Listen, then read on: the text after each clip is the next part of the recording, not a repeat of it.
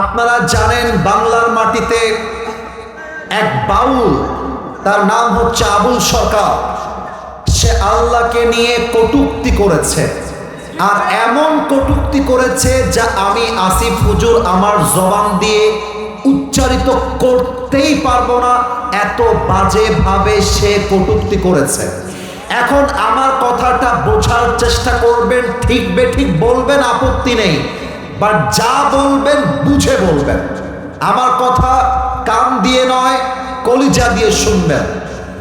আমার কথা যেই দেশের মানুষ কোরআনকে কলিজা দিয়ে ভালোবাসে, ইসলামকে কলিজা দিয়ে ভালোবাসে, যেই দেশের মানুষ তাফসীর মাহফিলে মানুষের বাদ ভাঙ্গা জোয়ার নামে, ওই দেশের মাটিতে কোনো বাউল বসে বসে আল্লাহর নামে কটূক্তি করবে, নবীকে নিয়ে কটূক্তি করবে, আমি আমার রবের নামে কসম করে বলছি, ওয়াল্লাহি বিল্লাহি তাল্লাহি, আল্লাহর কসম একবার, আল্লাহর কসম দুইবার, আল্লাহর কসম তিনবার, যারা আল্লাহর এই জমিনে আল্লাহকে নিয়ে কটূক্তি করবে, আমরা কোনো দলের কথা বলছি না, রাজনৈতিক কথা নয়, কোনো ব্যক্তির পক্ষে আমি ভোট চাওয়ার কথা বলছি না।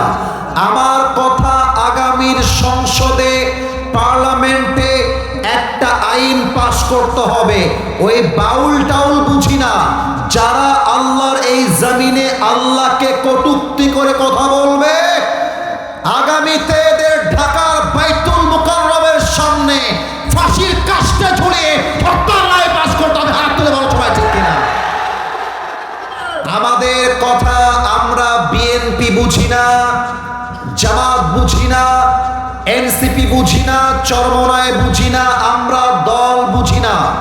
আমাদের কথা একটা, ইসলামে আঘাত আসলে মাথায় রাখতে হবে আমার পরিচয় আহলে হাদিস নয়, আমার পরিচয় কওমি আলেম নয়, আমার পরিচয় জামাত ইসলাম নয়, আমার পরিচয় আওয়ামী লীগ নয়, বিএনপি নয়, জাতীয় পার্টি নয়, এনসিপি নয়, চরমনায় নয়, শর্ষিনা নয়। আমাকে মাথায় রাখতে হবে আমার প্রথম পরিচয়, আমি মুসলমান ঘরের সন্তান। অতএব অনেক দলের নেতারা, এখানে বিএনপির লোক আছেন আমি জানি, আমি কাউকে আঘাত দিচ্ছি না, এখানে জামাত ইসলামের ভাইরা আছেন আমি জানি, কাউকে আঘাত দিয়ে বলছি না। আপনি যদি 2 পয়সার কয়েকটা ভোট পাওয়ার জন্য যারা আল্লাহর বিরুদ্ধে কথা বলেছে তাদের পক্ষ নিয়ে কথা বলেন, আপনার মতো নেতাকে আমরা নেতা হিসেবেই মানতে চাই না। আমার টাঙ্গাইলের ভাইরা, আমার এমপি হওয়াটা মুখ্য বিষয় নয়, আমার গদি থাকলে থাকবে, না থাকলে নয়।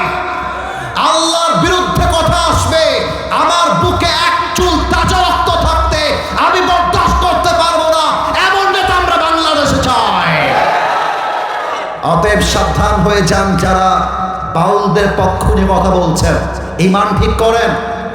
আমরা নেতা চিনি, কোন নেতা কেমন কথা বলে, আমাদেরকে শিখাতে আসবেন না। আপনি যতই ভোট চান, আপনি ইসলামের বাহিরে কথা বলবেন, ভোট চাইতে আসবেন, সালাম দিব, মুচকি হাসি মারবো, কিন্তু ভোট দেওয়ার সময় জায়গা মতো ভোট মেরে চলে আসবো, ঠিক কিনা বলো? অতএব প্রিয় ভাইয়েরা, ইসলামে আঘাত লাগলে আমরা কি দলাদলি করতে যাব, মারামারি করতে যাব?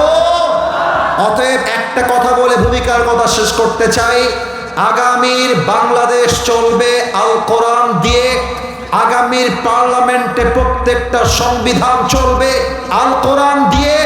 যে বেটা বাধা